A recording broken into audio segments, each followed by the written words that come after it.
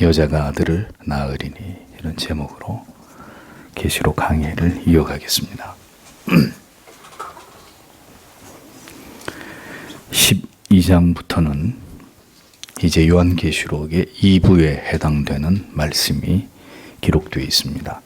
12장에서 22장까지에서는 이제 그리스도와 그의 교회를 대적하는 악한 세력들이 더 분명하게 그 정체를 드러내고 있는 것을 보여줍니다. 그것들은 용을 비롯해서 바다와 육지에서 나온 짐승과 또 바벨론, 짐승의 표를 받은 자들, 적그리스도의 세력들, 음녀와 두 짐승 등의 이런 출현들로 나타나고 있습니다. 계시록의 전반부와 마찬가지로 후반부도 계속해서 그리스도와 그의 교회가 용과 용의 세력들과 싸워서 마침내 궁극의 승리를 얻는 것으로 마무리되고 있는 것을 보게 됩니다. 1장에서 11장까지가 교회와 세상과의 외적인 싸움을 보여준다면 12장에서 22장까지는 보다 깊은 영적인 내면적인 싸움을 묘사하고 있습니다. 12장에서부터는 이제 싸움의 실체들이 보다 분명하게 드러나고 있고 교회와 세상과의 투쟁이 궁극적으로 그리스도와 사탄, 용과의 싸움임을 보여주면서 어떻게 이 싸움이 끝나게 되는지를 설명해 나아가고 있습니다. 세상과 교회가 끊임없이 치열하게 서로 대립하고 싸우게 되는 것은 교회의 머리 되신 그리스도와 그를 대적하는 원수 사탄 마귀가 그 배후에 존재하고 있기 때문입니다. 이제 본장에서부터는 세상이 움직이는 이 영적인 그 실체들을 드러내어서 우리로 하여금 어떤 관점으로 이 세상의 역사를 바라보아야 하는지에 대한 중요한 지식을 우리에게 제공해 주고 있습니다. 자, 그러면 본문 속으로 들어가 보겠습니다. 1절을 보면 그리고 하늘에 큰 표적이 보였다. 한 여인이 해를 옷 입었고 그녀의 두 발 아래에 달이 있었고 그녀의 머리 위에 12별로 된 화관이 있었다. 이렇게 기록되어 있습니다. 하늘에 나타나고 있는 이 큰 이적의 환상을 요한은 또다시 지금 보고 있습니다. 그 이적의 내용은 이 땅 가운데 일어난 일들에 대한 묘사입니다. 이적이라고 했죠. 이적은 무엇입니까? 표적을 의미합니다. 표적이란 무엇입니까? 어떤 의미와 교훈이 그 안에 담겨 있는 것입니다. 주께서 공생애 속에 보이신 그 많은 표적들은 그럼 뭘 의미하는 것일까요? 예수를 믿으면 모두 병나음을 입고 모든 문제가 해결되고 만사 형통한다 라는 것을 보여주는 것일까요? 그것이 아니라 예수 그리스도께서 병을 고치고 귀신을 내어 쫓으심처럼 우리의 모든 죄와 죄로 인한 영원한 저주에서 우리를 해방시키시고 예수를 믿어 우리를 구원하시고 영생을 주시기 위해 이 땅에 오신 예수 그리스도는 하나님의 아들이심을 가르치고 교훈하시기 위한 그런 증거가 되는 것이죠. 그러므로 이제 오늘의 성경이 말씀하고 있는 바도 그 환상 그 자체가 어떤 사건이 되는 것이 아니라 이 환상이 무엇인가 이 땅에서 일어날 일에 대한 중요한 가르침, 무엇인가 우리가 반드시 알아야 되는 중요한 교훈을 담고 있음을 보여주는 것입니다. 그 교훈을 위해서 사용된 상징들이다라는 것을 염두에 두면서 우리가 이 말씀을 이해할 필요가 있는 것입니다. 요한은 가장 먼저 여인을 보고 있고 그 여인의 모습에 대해서 묘사를 하고 있습니다. 그녀는 해를 입고 있었다. 그리고 두 발 아래는 달이 있었고 머리 위에는 12별로 된 화관을 쓰고 있었다. 이렇게 적고 있습니다. 이 여인으로 상징되는 대상은 그리스도의 참되고 거룩한 교회를 의미합니다. 시편 104편 2절에 주께서 옷을 입음같이 빛을 입으시며 라고 기록되어 있죠. 빛을 입으신 주님의 모습은 영광 그 자체입니다. 그렇듯이 하나님의 참되고 거룩한 교회는 하나님께서 이 땅에 세우신 신적인 기관으로 그리스도의 몸으로서의 매우 영광스러운 가치를 지니고 있음을 보여주는 것입니다. 발 아래 달이 있다라는 의미는 교회가 만물을 지배하는 권세를 가지고 있음을 뜻하는 것이죠. 교회는 그리스도와 함께 만물을 지배하고 통치하며 죄를 호령하고 꾸짖는 힘을 가지고 있습니다. 12별은 12지파, 구약의 12지파와 신약의 12사도와 관련해서 구약과 신약의 교회 전체를 의미한다고 볼 수 있습니다. 12별의 면류관이란 교회와 성도들이 세상에서의 온갖 박해와 핍박과 유혹을 이기고 승리한 것에 대한 하나님의 보상과 상급을 뜻한다고 볼 수 있습니다. 그리스도의 참된 교회가 얼마나 하나님이 보시기에 보배로운 가치이고 영광스러운 존재인지를 이 구절은 잘 드러내고 있고, 믿음을 지키면서 이 땅에서 선한 싸움을 싸운 교회와 성도들에게 얼마나 큰 영광과 상이 준비되어 있는지를 잘 보여주고 있습니다.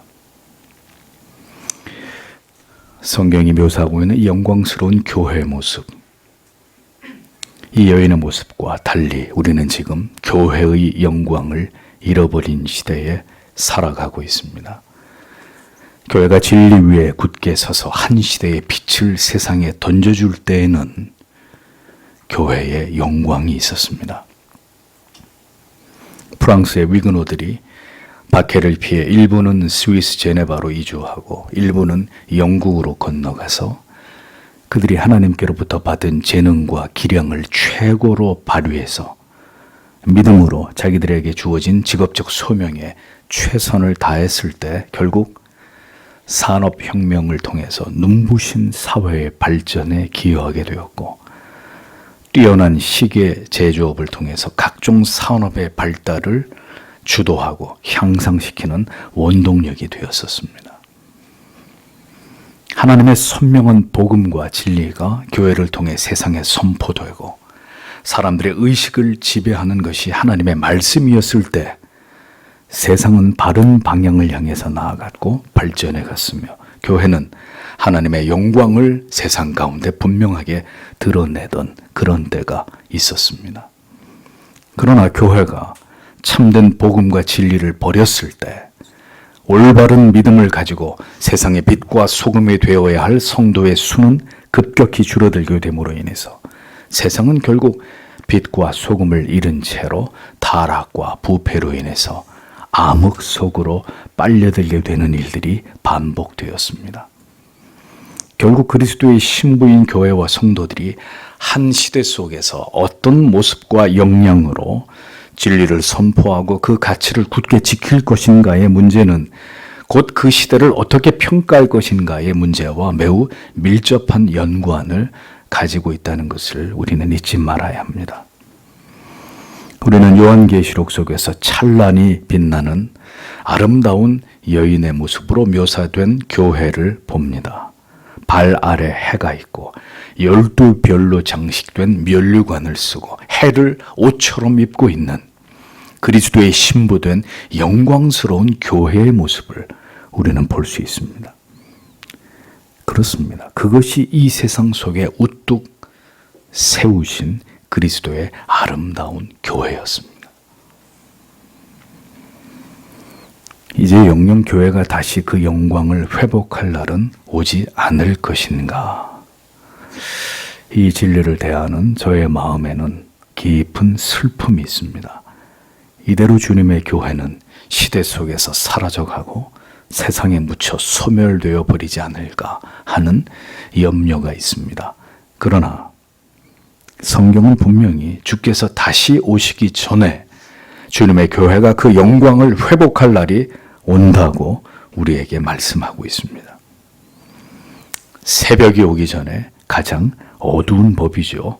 우리는 지금 칠흑 같은 어두움 속을 지나가고 있습니다. 이 땅에 이토록 많은 교회들이 있어도 유명무실, 변질되고 참된 진리를 버린 교회들의 무덤들을 우리는 지금 보고 있습니다. 그 결과 지금은 그리스도의 교회가 이토록 오욕과 수치와 조롱을 당하는 듯 하지만 결국 하나님께서 보실 때는 모든 영광으로 충만하며 세상의 그 무엇보다도 보배롭고 찬란히 빛나는 가치가 된다는 것을 성도는 잊지 말아야 할 것입니다. 하나님이 반드시 다시 그 영광을 회복시킬 날을 우리에게 주신다라는 것을 믿고 우리는 그 날을 고대하면서 주님의 교회를 섬겨 나아가야 하는 것이죠. 그러므로 누구든지 주님의 영광스러운 교회를 함부로 판단하는 어리석음을 범하지 말아야 할 것입니다. 오직 오늘의 이 같은 맛을 잃은 소금과 같은 그리스도의 교회를 만든 것이 바로 우리 자신이라는 것을 인정하면서 다시 우리의 존재의 이유와 목적과 사명을 그리스도의 몸이신 교회를 중심으로 회복하기를 우리는 깨어 기도하며 이것에 마음을 모아야 할 것입니다. 왜 그토록 주님의 교회가 아름다운 것입니까? 성도들이 모여 한 믿음 안에서 세상으로부터의 그 어떤 어려움과 고난과 모진 핍박과 박해도 견디고 이겨내면서 복음의 가치를 지키고 하나님을 영화롭게 하는 일에 진력해왔기 때문입니다. 이 땅에서의 우리의 믿음을 지키는 일은 숱한 어려움과 시험과 고난을 극복해 나아가야 하는 삶입니다. 하나님을 바라고 의지하며 우리 자신을 부인함으로 우리를 불러주신 교회를 통해서 온전히 하나님을 영화롭게 하고 하나님의 선하신 뜻을 이루어가며 세상에 빛과 소금의 사명을 다하는 것이 이 땅에서 교회를 이룬 성도의 사명이고 존재의 목적과 이유가 되는 것입니다. 그러하기에 사탄 마귀는 오늘도 교회와 성도의 이 아름다운 명예와 가치를 떨어뜨릴 일들을 쉬지 않고 교회와 성도 안에서 행하는 것이고 그것으로 결국 성도를 교회를 와해시키고 세상의 비웃음과 조롱거리로 만드는 일을 멈추지 않고 있는 것입니다. 그리스도의 몸이신 교회의 영광을 우리가 안다면 영광스럽게 그 교회를 섬기고 명예롭게 주님의 교회를 세워나가야 할 것입니다. 성경이 말씀하고 있는 이 아름답고 고결한 여인처럼 주님의 교회가 그 가치를 회복하도록 하는 일에 지체된 우리들은 최선을 다해야 할 것입니다. 다시 말씀드리지만 여러분이 속한 교회를 어머니처럼 사랑하지 않는 자들은 하나님을 아버지라 부를 자격이 없다는 사실을 기억하십시오. 그리스도의 지체됨을 잊지 말고 더욱 주님의 교회를 아름답게 하는 일에 연합하고 마음을 모아야 하는 지금은 그러한 때입니다. 교회의 질서와 권위를 존중하고 진리를 지켜 나아가면서 계속해서 개혁을 이루어 나아가는 일들을 멈추지 않는 생명력 있는 교회가 되게 하는 일에 우리의 기도와 열정이 충성과 헌신이 필요하다는 것을 우리는 언제나 생각하고 살아가야 하는 것이죠. 주께서 보실 때 자기를 위한 삶이 아닌 그리스도의 교회를 위해 충성을 다하는 삶을 살아가는 여러분들이 되시기를 바랍니다. 자기 자신을 위해 살아가는 그리스도인들은 많습니다. 그러나 교회를 위해 희생하며 마음을 다해 섬기는 신자들은 결코 다수가 아닙니다. 참으로 이 점이 언제나 안타까운 부분이 아닐 수 없습니다. 세상 사람들과 함께 교회를 비판하고 성도들과 목회자들을 조롱하는 자들은 많습니다. 그러나 그 쓰러져가는 교회를 위해 눈물을 흘리며 기도하고 주님의 교회를 그 시대 속에 다시 일으키고자 하는 자들은 그 영광을 다시 회복시키기 위해서 힘을 다해 교회를 섬기는 자들은 소수에 지나지 않습니다. 우리는 과연 그리스도의 교회의 영광스러움의 가치를 생각하며 살아가고 있는 주의 몸을 이루고 있는 지체들이 맞는지 때때로 이것을 우리는 깊이 생각해 볼 필요가 있습니다. 여러분의 가슴에 새겨진 교회에 대한 영광은 무엇입니까? 그 영광스러움을 위해 교회를 마음을 다해 사랑하고 위하여 함께 수고하는 지체들이 되십시오. 언제나 마음에 들지 않으면 떠나면 그만이라고 생각하는 그 가벼운 마음을 버리고 교회의 영광을, 그 교회의 아름다움을 바라볼 수 있는 믿음을 가진 자들이 되십시오. 교회의 아름다움은 목사 혼자의 힘으로 만들어가는 것이 아닙니다. 성숙한 그리스도의 일꾼들, 성도 여러분의 기도와 눈물과 피와 땀으로 세워져 가는 것임을 부디 잊지 않으시기를 바랍니다. 2절에 그 여인은 임신 중이었는데 출산하기 위해 산통을 겪으며 심히 괴로워하여 부르짖고 있다, 이렇게 기록되어 있습니다. 이제 요한은 여인이 출산을 하려는 모습에 대해서 묘사하고 있습니다. 여인은 해산의 고통 때문에 괴로워하고 울부짖고 있다고 기록하고 있습니다. 여인은 하나님의 교회를 상징하고 있다면 태어날 아기는 바로 예수 그리스도이십니다. 그런데 왜 교회가 고통 가운데 있는 것일까요? 왜 산고의 고통을 느끼면서 이 여인이 이토록 괴로워 울부짖고 있을까요? 그것은 바로 율법 아래서의 눌림과 고통으로 말미암은 것입니다. 예수 그리스도를 통해서 참된 진리가 교회를 통해 선포되므로 죄인이 구원을 받게 되는 그 날이 오기까지 구약의 모든 교회들은 고통 중에 그 죄의 눌림 아래서 괴로워하고 고통스러워하며 메시아를 대망하고 있는 것임을 우리가 이 환상을 통해 깨닫게 됩니다. 마침내 이제 교회를 통해 이 땅에 오신 그리스도께서 하신 말씀이 무엇입니까? 마태복음 11장 28절에 수고하고 무거운 짐진 자들아 다 내게로 오라. 내가 너희를 쉬게 하리라 라고 말씀하셨습니다. 율법의 정죄 아래서 숨이 막히는 양심의 괴로움과 고통 속에 있던 백성들에게 주님은 진정한 영혼의 안식처와 피난처로 영혼의 위로를, 죄사함의 평강과 자유를 주시기 위해 이 땅에 오셨다는 사실을 주님은 비로소 그렇게 선언하신 것을 보게 됩니다. 더 나아가서 교회가 고통을 당하게 되는 것은 예수 그리스도의 그 변치 않는 복음과 진리의 가치를 붙들고 모든 시대를 세상에서 지나가야 하기 때문입니다. 복음을 품고 타협할 수 없는 진리를 품고 살아가는 길은 참된 교회와 성도에게는 언제나 고통이 수반되는 길일 수밖에 없습니다. 교회가 온전히 하나님을 예배하고 성도가 모여 사랑 안에서 참된 교제를 나누며 성경이 말씀하고 있는 바른 진리와 교리를 따라 하나님을 올바로 신앙하지 못하게 될 때 교회는 참된 복음과 진리의 가치를 지키기 위해서 또다시 울부짖으면서 그리스도로 말미암아 우리에게 주신 이 복음의 능력과 역사를 이뤄가는 것을 통분히 여기며 고통할 수밖에 없게 되는 것입니다. 그리스도는 이 땅에 참된 구원을 바라는 모든 교회와 성도들을 위해 오신 구주이십니다.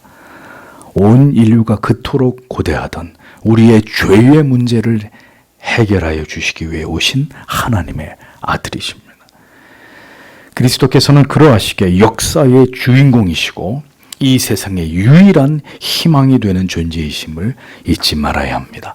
역사는 그렇게 죄인들을 구원하시기 위해서 이 땅에 오신 참되신 희망, 오직 그분의 이야기인 것입니다. 그 예수 그리스도께서 우리의 죄의 문제를 해결하기 위해 이 땅에 오신 메시아 되심을 온 세상에 전하고 알리는 것이 가장 중요한 교회의 사명이라는 것을 모든 시대의 그리스도인들은 기억해야 한다는 것입니다. 참된 복음을 지키고 전하기 위한 그 모든 고통을 교회는 역사 속에서 감당해 내야 하는 것이죠. 그것이 교회의 사명이고 존재의 이유가 되는 것입니다. 3절을 보십시오. 또 다른 표적이 하늘에 보였다. 보라, 크고 붉은 용 한 마리가 7머리와 10뿔을 가지고 있었는데 그의 7머리 위에는 작은 7관이 있었다. 이렇게 적혀 있습니다. 요한의 눈에 보인 또 다른 표적은 바로 크고 붉은 용 한 마리였습니다.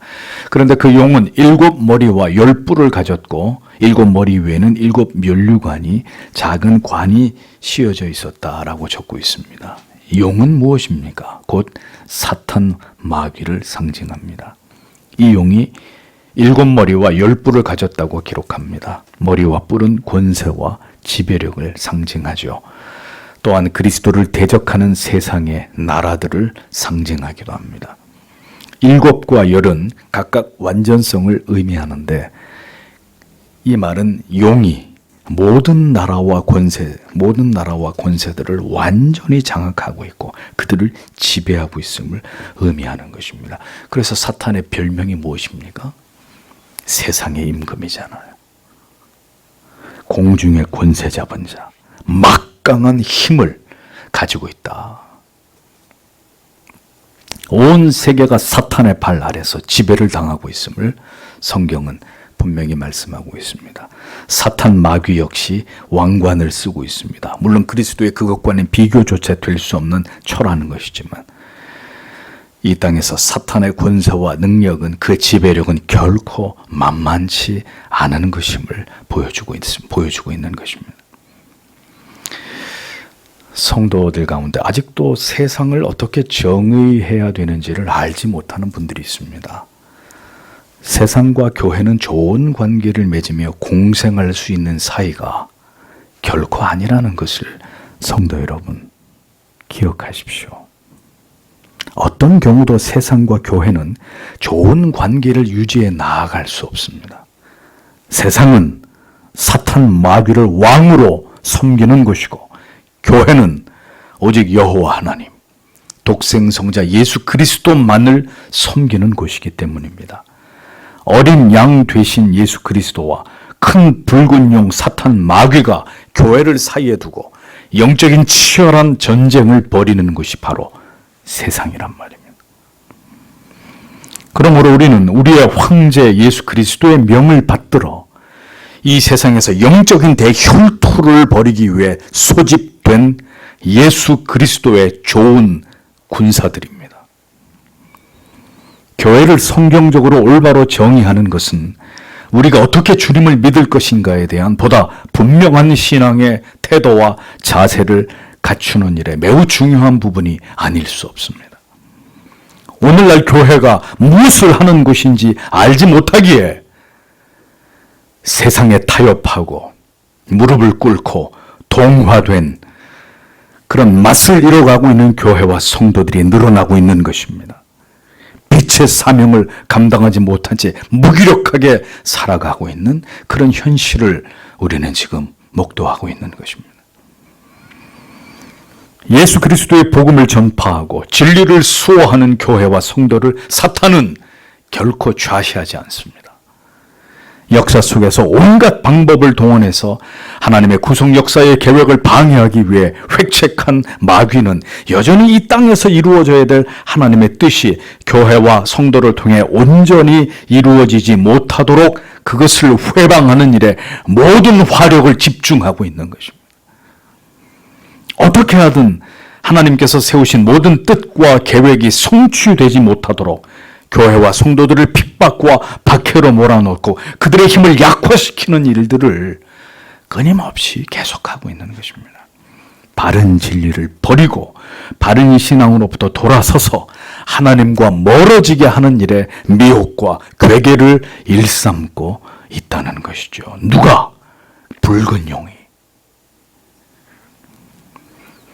이 사탄의 힘이 얼마나 막강한지를 보십시오. 4절에 그 용의 꼬리가 하늘의 별들 중 3분의 1을 휩쓸어 그것들을 땅에 던졌다. 그 용은 그 여인이 해산하면 그녀의 아이를 삼키려고 곧 해산하려는 그 여인 앞에 섰다.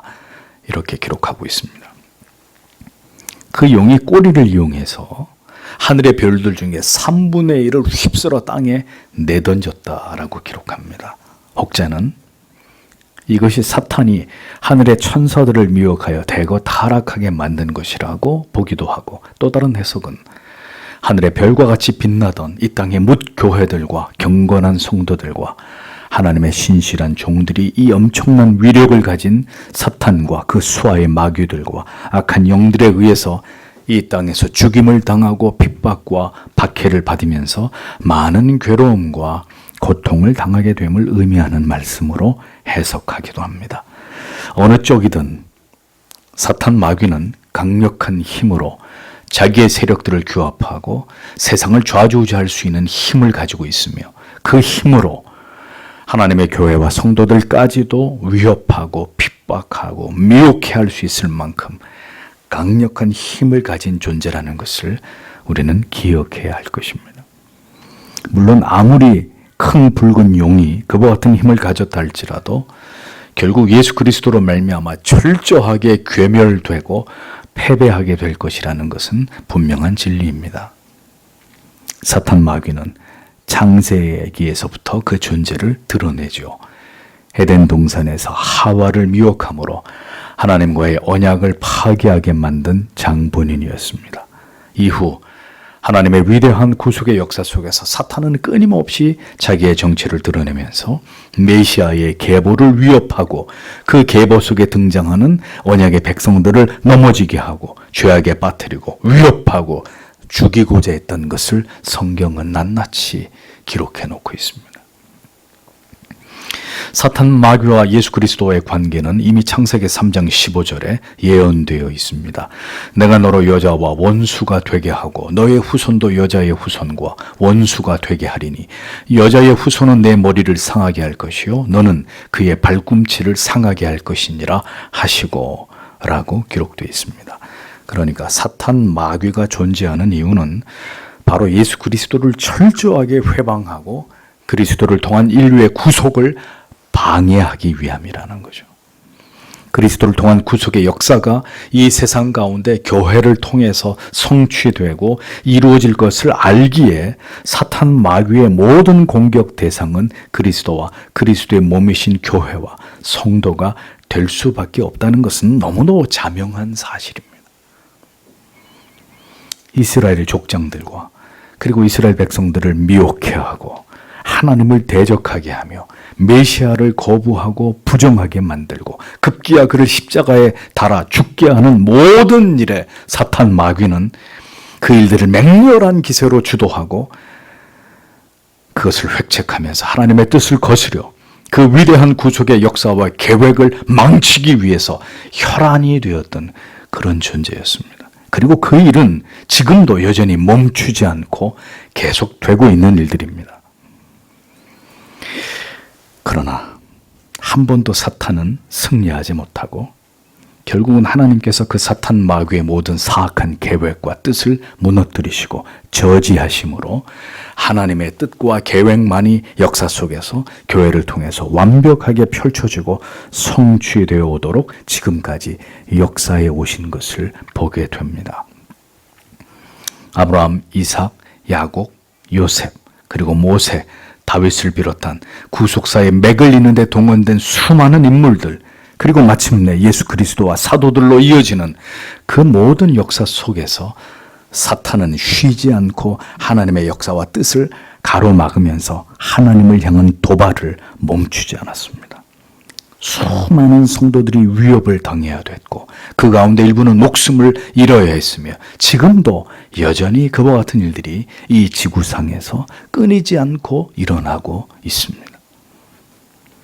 많은 목사들과 성도들을 유혹으로 넘어뜨리고 사탄의 미혹에 넘어가 결국 치명적인 죄와 타락의 길을 행하게 만들었으며 교회를 변질시키고 분열시키며 모두가 미움과 분노와 반목과 갈등 속에서 그리스도의 뜻을 버리고 모두가 제각기 자기가 생각하기에 옳은 길로 행하도록 그렇게 여전히 지성의 교회를 흔들고 무너뜨리기 위해 총력을 기울이고 있는 사탄의 역사들이 지금도 일어나고 있단 말입니다.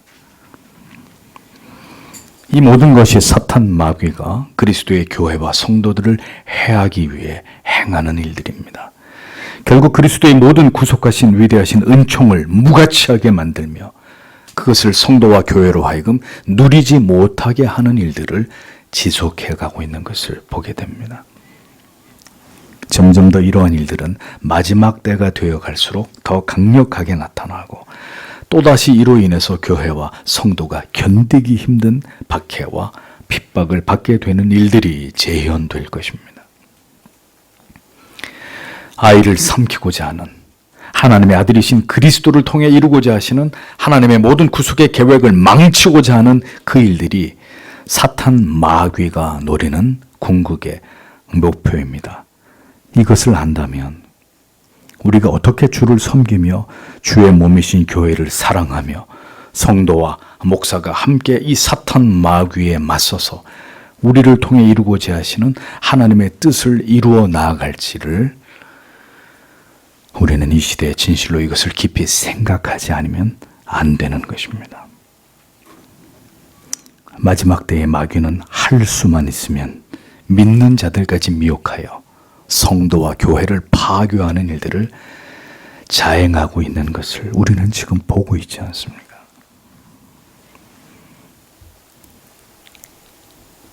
우리가 하고자 하는 그 일이 과연 주께서 기뻐하시는 일인지, 진정으로 주의 몸이신 교회의 유익을 위한 일인지, 아니면 그 반대로 마귀가 기뻐서 춤을 출 일인지를 생각해 보십시오.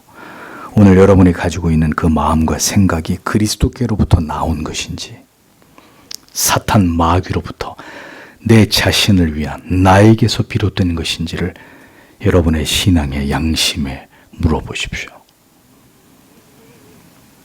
그토록 아끼고 사랑하신 교회를 결국 무너뜨리고 파괴하려는 것이 마귀의 목적이라면 이제 우리는 무엇을 위해 기도하고 어떠한 마음으로 주님의 몸이신 교회와 성도들을 사랑하며 서로를 붙들어 줄지를 진지하게 생각할 수 있어야 할 것입니다. 마귀에게 지지 말고 하나님의 마음을 가지고 주의 뜻에 순복함으로 악을 이기는 성도들이 되셔야 합니다. 마지막 때의 성도는 그리스도의 교회를 중심으로 더욱 결속하고 연합해야 합니다. 잊지 마십시오. 마귀는 그 몸에서 떨어져 나가는 자들을 찾고 있습니다. 어떻게 해서든 그 몸에서 분리되도록 우리의 마음과 생각을 교묘히 움직이고 있는 그러한 존재가 사탄 마귀입니다. 지금은 그렇게 교회와 성도가 마귀의 총공세를 받고 있는 시대입니다. 그리스도를 헤아려 했던 용이 교회와 성도를 가만히 내버려 둘 것이라 여겼다면 우리의 착각입니다. 누구라도 깨어 있어 그리스도에게 붙어 있지 않는다면 마귀에게 삼키움을 당할 수 있습니다. 물론 하나님의 자녀들은 마귀에게 결코 무릎을 꿇거나 미혹되지 않습니다. 그럼에도 불구하고 사탄 마귀에 넘어가는 자가 있다면 그는 그리스도에 속한 자가 아니기 때문이라는 거예요. 돌이켜 회개하고 다시 돌아오지 않는다면 방법이 없는 것입니다. 5절 말씀에 마침내 그 여인은 쇠막대기로 장차 만국을 다스릴 아들을 낳았다. 그 여인의 아이는 하나님께 그리고 하나님의 보좌로 들어올려졌다. 이렇게 적고 있습니다. 용이 여인이 낳은 아이를 삼키고자 하는 위협 속에서도 여인은 기어이 아들을 낳습니다. 그런데 그 아들은 어떤 아들이냐? 쇠막대기로 장차 만국을 다스릴 아이다라고 말씀합니다. 시편 2편 9절에 아들로 언급된 메시아를 이렇게 기록하고 있죠. 내가 철장으로 저희를 깨뜨리며 질그릇같이 부수리라 하시도다. 쇠막대기로 만국을 다스릴 아이. 곧 목자가 사나움 짐승들로부터 막대로 그 양떼를 보호함처럼 그리스도께서 또다시 오셔서 결국 주의 교회를 핍박하고 박해하던 모든 나라들을 악한 자들을 치실 것임을 예언하고 있는 말씀입니다. 세상의 창궐한 죄악과 인본주의적인 사상과 철학과 제도들이 온 세계를 뒤덮어 하나님의 절대 진리를 조롱하며 하나님의 모든 질서를 파괴하고 나아가 모든 이 땅의 거룩한 교회와 성도들을 박해하며 그들이 모두 길거리에 버려진 시체들처럼 몰락하고 혐오와 저주의 대상이 되어 사라지는 듯해도 마침내 그리스도께서 마지막 때에 다시 오셔서 그 교회들을 회복시키시고 진리를 조롱하고 하나님의 백성들을 핍박하고 멸시하던 모든 나라들을 심판하게 되실 것이라고 성경은 정확히 그것을 예언하고 있습니다. 원수의 목전에서 상을 베푸시고 기름으로 우리의 머리에 바르실 날이 반드시 임하고야 만다는 것을 우리는 잊지 말아야 합니다.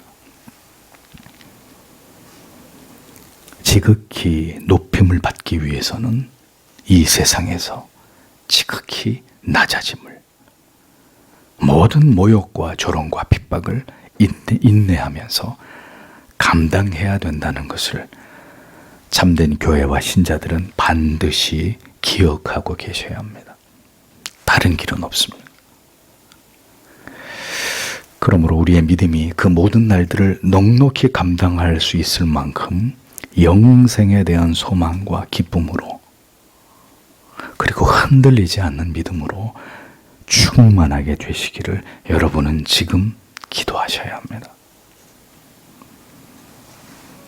그렇게 교회와 온 세상을 통치하시고 마침내 왕으로 그들을 다스리실 아이는 이제 하나님과 그 보좌 앞으로 올라갔다고 기록하고 있습니다.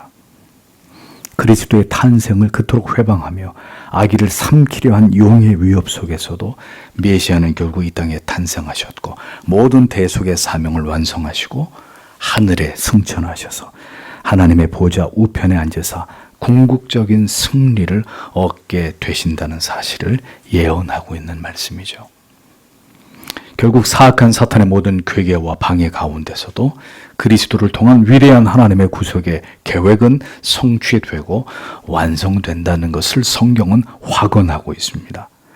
그래서 성경의 대미는 승리입니다. 영광입니다. 그리고 영원한 삶입니다. 하나님과 함께 주와 함께 새 하늘과 새 땅에서 왕노릇하게 되는 영원한 복락이 그 끝입니다. 만약에 여러분 가운데 이 궁극의 미래보다 지금의 현실에서의 번영과 형통과 이 땅에서의 성공이 더 중요한 가치로 여기는 분이 있다면, 그렇게 여기지는 않아도 여러분들의 삶이 그것을 지향하고 있다면 단언하건대 그분의 신앙은 성경이 말씀하고 있는 그 믿음과 다른 것임을 분명히 아셔야 할 것입니다. 성경을 보십시오. 이 모든 계시의 완결편인 이 묵시록을 깊이 뜯어보십시오. 진리가 궁극적으로 우리에게 말씀하고자 하는 바가 무엇인지를 정확하게 이해하십시오. 여전히 세상에서 빛과 소금으로 하나님의 법과 율례를 따라 최선을 다해서 성도의 구별된 삶으로 하나님께 영광을 돌리고 그리고 그러한 복음을 쫓아 살아가는 삶이 결국 우리에게 이 땅에서 견디기 힘든 박해와 핍박으로 이어지더라도 성도와 교회는 이 모든 일들이 이미 예언된 하나님의 섭리와 뜻임을 기억하면서 결국 영원한 승리와 소망과 그 약속을 붙들고 이 한 세상을 지나가야 하는 존재들이라는 것을 잊어서는 안 됩니다. 언제나 우리는 가장 빛나는 마지막을 생각하는 자들이 되어야 합니다. 모든 것에 끝이 옵니다. 풀은 마르고 꽃은 시드나 우리 하나님의 말씀은 영영이 서리라 하신 말씀을 기억해야 합니다. 진리는 결코 변하지 않습니다. 그러므로 우리는 오늘도 이 진리에 우리의 영혼의 뿌리를 확고하게 내리고, 그러면 오직 한 번뿐인 우리의 삶을 어떻게 하나님 앞에 살아가야 하는지를 생각해야 합니다. 마지막으로 6절에 그리고 그 여인은 광야로 도망했는데 거기에 하나님께서 그 여인을 위해 준비하신 장소가 있는데 거기서 그 여인은 1260일 동안 양육을 받는다라고 기록하고 있습니다. 영원한 승리를 약속하신 그리스도를 소망하고 바라보면서, 그러나 이 땅에서 교회는 어떤 시간들을 하나님의 섭리 속에 지나가야 되는지를 요한의 환상이 우리에게 그것을 보여줍니다. 여자는 용의 핍박을 받고 광야로 도망하게 됩니다. 즉 죄로 타락하고 오염된 세상에서 교회와 성도가 설 것은 존재하지 않는다는 의미입니다. 세상은 언제나 하나님과 그리고 구세주 예수 그리스도에 대해서, 그리고 교회와 성도에 대해서 적개심을 품고 있는 곳입니다. 그리스도의 교회는 유대인들에게서부터 모든 이 땅의 이방인들에게 이르기까지 항상 모두에게 미움과 혐오와 배척의 대상이 되어 왔습니다. 중요한 것은 그럼에도 불구하고 교회는 진리를 결코 소멸시키지 않았다는 것입니다. 그 이유는 하나님께서 여인을 위해서 예비하신 장소가 있었기 때문입니다. 그리스도께서 승천하시고 하나님께로 돌아가셨지만 이제 교회는 이 땅에 남겨져 있게 됩니다. 그리고 용에 의해서, 공중의 권세 잡은 사탄에 의해서 끊임없이 공격을 받고 박해를 당하게 되지만, 하나님께서는 언제나 모든 시대마다 성도와 교회를 보호하시고 그들을 숨겨 놓으심으로 그 그루터기들을, 그 남은 씨앗들을 통해서 계속해서 복음이 전해지고 진리가 수호되고 교회의 위대한 맥이 이어져 가도록 하나님은 그렇게 역사하셨습니다. 거기서 1260일 동안 저를 양육하시기 위하여 라고 기록되어 있죠. 여자는 하나님께서 예비하신 곳에서 보호를 받으면서 또 한편으로 철저하게 양육을 받게 됩니다. 1260일, 42달, 3년 반, 다 똑같은 의미입니다. 모두 이 땅에서 교회가 핍박과 박해를 받으면서 믿음을 지켜 나아가야 될 그 모든 날들을, 그리스도의 초림에서부터 재림에 이르기까지 이르는 그 모든 날들을 의미하는 것입니다. 그러니까 다시 말씀드리지만 성경은 매우 분명하게 성도와 교회의 정체성에 관해서 말씀하고 있습니다. 우리는 이 세상에 소풍을 나온 자들이 아닙니다. 세상과 그저 우호적인 관계를 유지하면서 세상을 섬기기 위해서 온 자들도 아닙니다.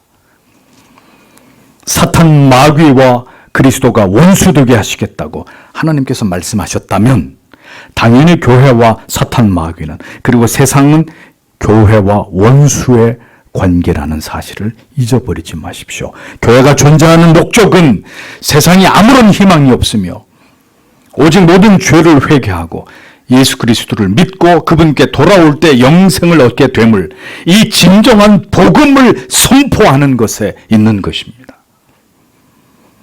그러나 이러한 복음을 유일하신 하나님과 구주 예수 그리스도를 전할 때 교회와 성도는 세상으로부터 핍박과 박해를 받는 일들을 결코 피할 수 없게 되는 것입니다. 이 이야기를 하지 않으면 교회는 세상의 적이 될 이유가 없습니다.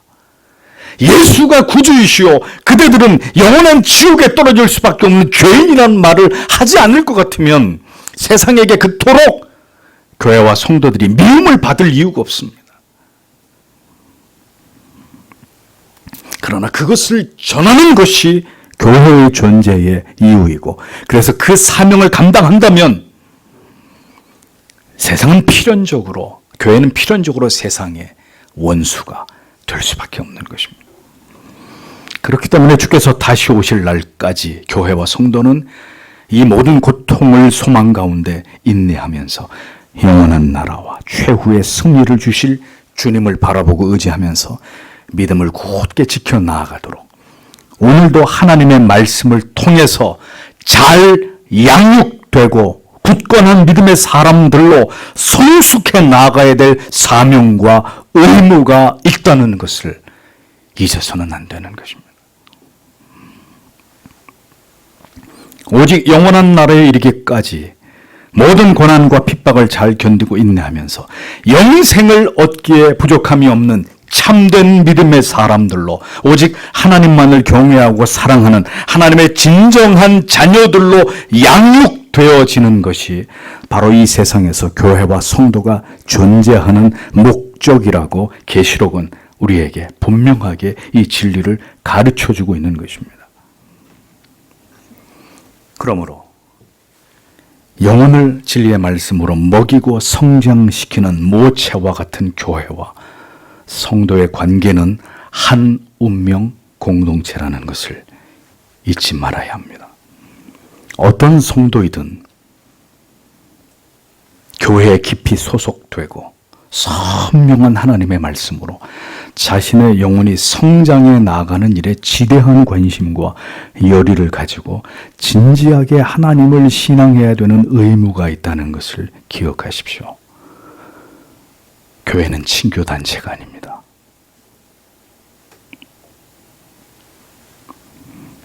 세상에서의 분주함과 피곤함이 어떤 경우에도 진리를 깨달으며 하나님의 말씀으로 양육을 받는 일을 저해하도록 하는 것은 분명히 하나님이 기뻐하시는 삶이 아닙니다. 우리는 지금보다 훨씬 더 하나님의 말씀에 집중해야 합니다. 그것이 성도가 존재하는 이유이고 우리를 불러 주님의 교회에 소속해 하신 하나님의 거룩하신 목적이기 때문입니다. 여러분은 반드시 교회를 통해서 자라가야 합니다. 성장해 나아가는 성도가 되어야 합니다. 언제나 자기만을 생각하고 자기만을 위해 사람들이 자기만을 생각해 주기를 바라는 병적인 유아기 상태에서 벗어나서 섬기고 베풀고 나누고 믿음이 연약한 자들을 돌아보아주고 넘어진 자들을 일으키고 자기를 희생하는 그런 신자들로 자라가야 한다는 거죠. 그 자가 바로 오늘도 하늘의 양식을 받아 먹으면서 올바로 성장해 나아가고 있는 건강한 그리스도의 사람이라 말할 수 있는 것입니다. 참된 신자가 되어가고 있으십니까? 모든 고난과 시련과 핍박과 시험을 이기고 우리는 지금 주님께서 인정하시는 하나님의 섭리 속에서 잘 양육되어져 가고 있는 마지막 시대를 감당할 수 있는 성숙한 믿음을 가진 하나님의 백성들이 되어가고 있는지를 우리 자신에게 매일매일 물어야 하는 것입니다. 고해와 같은 세상에서 우리는 그 시간을 지나가는 동안 반드시 하나님의 섭리를 경험하게 될 것입니다. 우리를 성숙한 하나님의 자녀 되게 하시기 위해 우리를 연단하시고 훈련하시는 모든 시간들과 장소들을 성도는 반드시 지나가게 되어 있습니다. 여러분들에게 필요한 사람들을 만나게 될 것입니다. 그들이 여러분들을 사랑하는 사람이건 여러분들을 힘들게 하고 괴롭게 하고 고통스럽게 하는 사람이건 우리는 그 모든 것들을 지나가야 합니다. 모든 인생의 희비애락들을 경험하게 되어 있습니다. 그것이 성도의 삶입니다. 그것이 이 땅에서 교회로 부름을 받은 하나님의 자녀들이 감당해야 될 의미 있는 시간들입니다. 왜? 양육되어져야 하기 때문에. 하나님의 사람들로 그 자리에 그들은 머물러 있는 것이 아니라 숱한 경험들을 통해서 그 모든 것들을 견디고 그것을 기어이 이겨나가면서 그리스도 예수의 사람들로 자라가야 하는 것이 모든 택함을 받은 하나님의 백성들의 사명이고 의무이고 존재의 이유이고 목적이기 때문입니다. 하나님께서는 힘겨운 광야 길에서 이스라엘 백성들을 어떻게 양육하셨는지를 신명기 8장 2절에서 4절은 이렇게 적고 있습니다. 내 하나님 여호와께서 이 40년 동안에 너로 광야의 길을 걷게 하신 것을 기억하라. 이는 너를 낮추시며 너를 시험하사 내 마음이 어떠한지 그 명령을 지키는지 아니 지키는지 알려 하심이라. 너를 낮추시며 너를 줄이게 하시며 또 너로 알지 못하며 내 열조도 알지 못하던 만나를 내게 먹이신 것은 사람이 떡으로만 하는 것이 아니요 여호와의 입에서 나오는 모든 말씀으로 사는 줄을 너로 알게 하려 하심이니라. 이 40년 동안에 내 의복이 헤어지지 아니하였고 내 발이 불틀지 아니하였느니라 라고 적고 있습니다. 너를 낮추시고 너를 줄이게 하시며 너를 시험하사 내 마음이 어떠한지, 하나님의 명령에 순종하는지, 고집스럽게 불순종하는 삶을 살아가는지 하나님이 그것을 보시기 위함이다. 이스라엘에게 이 광야의 40년은 그들이 온전히 하나님만을 의지하는 백성 되게 하시기 위한 총체적 시험과 연단과 양육의 과정이었다는 것을 성경은 이렇게 분명하게 기록하고 있습니다. 여러분, 훈련이 쉽습니까? 양육받는 일이, 제자가 스승에게 배우는 일이 쉬운 일이에요? 잠잘 거 다 자고 내 하고 싶은 대로 마음대로 하고, 매를 맞는 것도 피하고 벌을 쓰는 것도 도망치면서 그렇게 양육을 받을 수 있어요? 인생의 모든 시간들은 광야의 여정과 같습니다. 참으로 힘겹고 지치고 고독하고 때로는 슬프고 낙심되고 절망스럽습니다. 믿었던 사람들 때문에 힘들기도 하고 상처를 받기도 하고 배신을 당하기도 하고 이루 말할 수 없는 상처를 입기도 합니다. 그러나 그 모든 날들이 성도 여러분 잊어버리지 마십시오. 우리로 하나님의 자녀로 세워 나아가시는 모든 과정이다. 우리를 양육하고 계시는 하나님의 섭리 속에서 일어나는 그 모든 시간들이다 라는 것입니다. 에베소서 5장 25절에서 27절은 이렇게 기록하고 있습니다. 남편들아, 아내 사랑하기를 그리스도께서 교회를 사랑하시고 위하여 자신을 주심같이 하라. 이는 곧 물로 씻어 말씀으로 깨끗하게 하사 거룩하게 하시고 자기 앞에 영광스러운 교회로 세우사 티나 주름 잡힌 것이나 이런 것들이 없이 거룩하고 흠이 없게 하려 하심이니라 라고 기록하고 있습니다. 그리스도의 신부 되시는 교회와 성도를 향한 주님의 뜻과 목적은 이와 같이 너무도 분명합니다. 무엇일까요? 거룩하고 흠이 없게 세워가시는 것입니다. 영광스러운 가치들로 하나님의 말씀으로 우리를 깨끗하게 하시고, 말씀이 들어오니까 추하고 더러운 것들이 밀려나가는 거잖아요. 죄의 때가 벗겨지는 거잖아요. 말씀으로 깨끗하게 하시고 거룩하게 하시는 것이다 라고 말씀하고 있습니다. 그러므로 그리스도께서 사랑하시는 성도 여러분, 오직 그것에만 집중하십시오. 참된 신자가 되어가는 일에만, 오직 당신이 진정한 그리스도의 신부로 세워져 가는 일에만 몰두하시기를 바랍니다. 사람의 제일 된 본분은 바로 이와 같은 하나님의 뜻과 섭리와 계획 속에서 하나님을 영원롭게 하며 영원토록 그를 즐거워하는 삶을 이 땅을 지나가는 동안 살아가는 것임을 우리는 기억해야 합니다. 우리의 예배가 중요한 이유가 바로 이것입니다. 우리가 어떠한 어려움 속에서도 서로를 사랑하고 용서하고 힘써 하나 되어서 하나님의 뜻을 이루어 가야만 하는 가장 숭고한 이유는 바로 이것입니다. 주께서 승천하시고 난 이후에 지상교회는 광야와 같은 세상을 지나가고 있습니다. 그러나 우리를 버려두지 않으시고 하나님의 보호하심과 인도하심 속에서 성도와 교회는 오늘도 양육되어지고 있고, 하나님의 보호와 인도하심 속에서 이 세상을 살아가지만 때때로 사탄의 유혹과 핍박과 박해가 끊임없이 일어나는 광야는 성도와 교회에게 심히 위험한 곳이기도 하다는 것입니다. 그러하기에 성도와 교회는 언제나 이 세상을 지나가는 동안에 어떻게 해요? 깨어 있어야 하는 것입니다. 언제나 약속의 말씀을 굳게 붙들고 은혜의 방편에 의지해서 영적인 싸움을 싸워 나아가고 경건을 훈련하고 성화의 삶을 살아서 하나님을 영원롭게 하는 분명한 삶의 목표를 지향해 나가야 합니다. 또한 언제든 세상에 의해서 교회와 성도들이 핍박과 박해를 받게 될 때가 도래할 수 있다는 것을 기억하고 그 날들을 대비하는 일에 언제나 최선을 다하는 성도들이 되어야 합니다.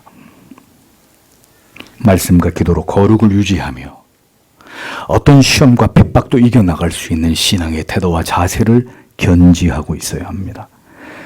군인이 언제든 전쟁을 대비해서 훈련하고 만반의 대비 태세를 유지하고 있듯이 이 땅에서의 성도의 삶도 이것이 무엇보다 중요하다는 것을 간구하지 말아야 합니다.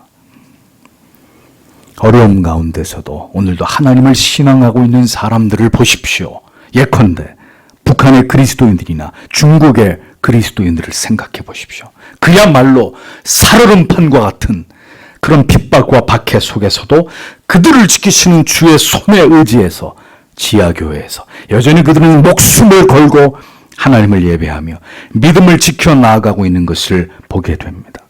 어느 곳에 있든지 그리스도께서는 사탄 마귀의 손길로부터 교회와 성도들을 지키십니다. 환난과 박해 속에서도 그 믿음의 등불을 꺼뜨리지 않도록 믿음을 붙들어주고 계십니다.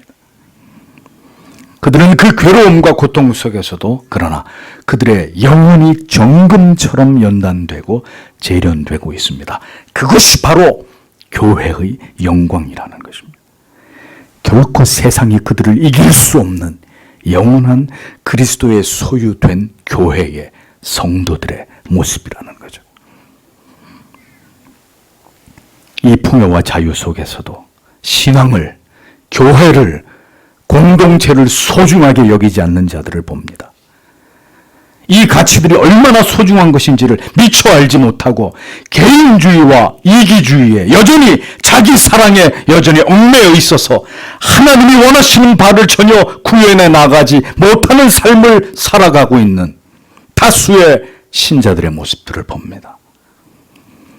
우리는 부디 정신을 차리고 우리가 지금 어떤 시대를 통과하고 있으며 이러한 때에 주께서 교회와 성도에게 원하시는 바가 무엇인지를 올바로 깨닫고 발견해야 합니다. 세상 속에서 더욱 믿음을 굳게 지키며 주의 몸이신 교회와 지체들을 더 뜨겁게 사랑하며 모두 깨어있는 믿음으로 주를 기다리는 삶을 지켜나가기 위해 힘쓰는 자들이 되셔야 합니다. 성도 여러분, 완전한 교회를 찾지 마십시오. 이 땅에 그런 교회는 존재하지 않을 뿐더러 그런 교회가 있다 하더라도 불완전한 그대가 그 교회의 지체가 되는 순간 그 교회는 불완전해질 것입니다. 여러분이 그리스도의 기뻐하시는 교회를 이루는 일에 여러분의 눈에 보이는 그 부족함을 온전함으로 채워 나아가는 일에 헌신하는 그리스도의 아름다운 지체가 진정한 신자가 되십시오. 우리 인생이 다른 사람보다 더 고달프고 어렵고 힘들고 빈곤하고 더 유약하며 더 버거울지라도 결코 낙심치 않으며 그 인생을 오직 주만 의지하여 우리가 지나가야 하는 이유는 바로 이와 같은 하나님의 온전하신 뜻과 섭리가 오늘도 하나님의 사랑하시는 백성들과 그리고 그리스도의 몸이신 교회 위에 머물고 있기 때문입니다. 성도 여러분, 오늘 이 힘겨운 한날도 이렇게 우리를 이 땅을 지나가는 동안 거룩하고 순결한 하나님의 사람들로 준비된 그리스도의 제자들로 우리를 빚어 가시는 모든 의미 있고 아름다운 시간들이라는 것을 잊어버리지 마십시오. 오직 그리스도의 사람들만 혹독한 훈련을 받습니다. 하나님이 지극히 사랑하는 자만이 그가 하나님의 뜻을 이루기 위한 모든 준비를 이 세상 속에서 하게 되는 것입니다. 그렇게 우리는 하나님의 자녀로 영원한 천국에 입성하기 위한 모든 준비를 이 세상을 지나가는 동안 감당하게 되는 것이고, 그 모든 훈련이, 그 양육이 마치는 그날, 우리는 영광스러운 모습으로 가장 빛나는 곳에서 마침내 주를 배웁게 되는 것입니다. 그곳에서 인생이라는 학교의 졸업장을 받아들고, 그리고 영원한 삶이 시작되는 천국의 입장권을 손에 쥐고서 무한히 감격스럽고 기쁘고 즐겁고 영광스러움 속에 하나님을 배웁게 되는 것입니다. 그것이 바로 성도의 삶이며, 그 삶이 끝나게 되었을 때 반드시 누리게 되는 한량없이 기쁜 영광이라는 것을 부디 잊지 않으시는 성도 여러분들이 되시기를 바랍니다. 기도하겠습니다.